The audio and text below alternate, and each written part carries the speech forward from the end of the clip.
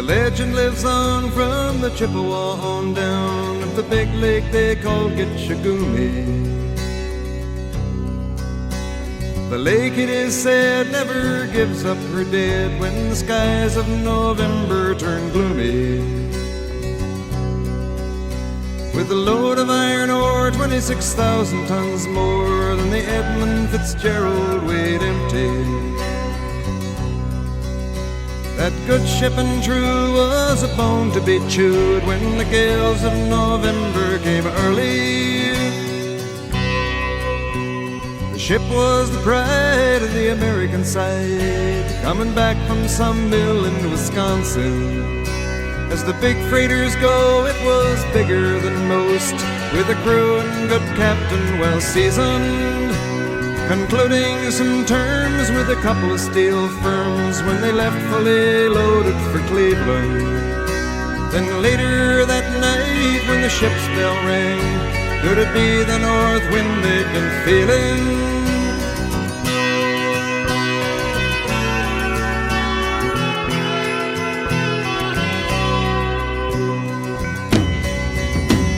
The wind in the wires made a tattletale sound, and the wave broke over the railing. And every man knew, as the captain did too, 'twas the witch of November come stealing. The dawn came late and the breakfast had to wait when the gales of November came slashing. When afternoon came, it was freezing rain in the face of a hurricane west wind.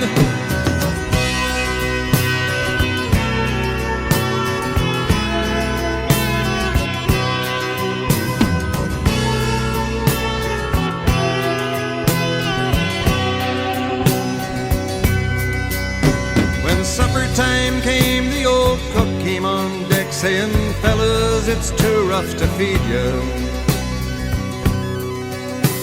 7 p.m. a main hatchway caved in. He said, "Fellas, it's been good to know ya." The captain wired in, he had water coming in, and the good ship and crew was in peril.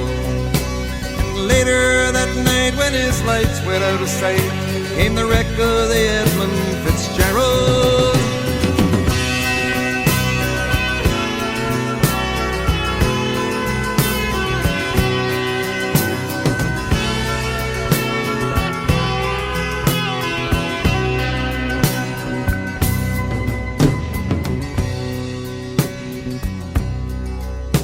Does anyone know where the love of God goes when the waves turn the minutes to hours?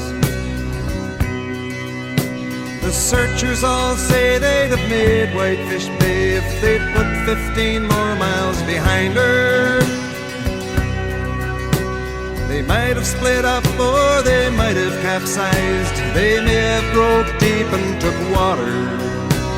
And all that remains is the faces and the names of the wives and the sons and the daughters.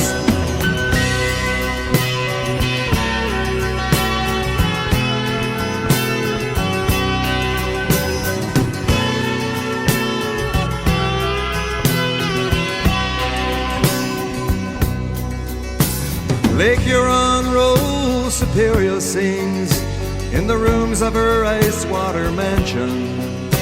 Old Michigan steams like a young man's dreams. The islands and bays are for sportsmen. And farther below, Lake Ontario takes in what Lake Erie can send her. And the iron boats go, as the mariners all know, with the gales of November remembered.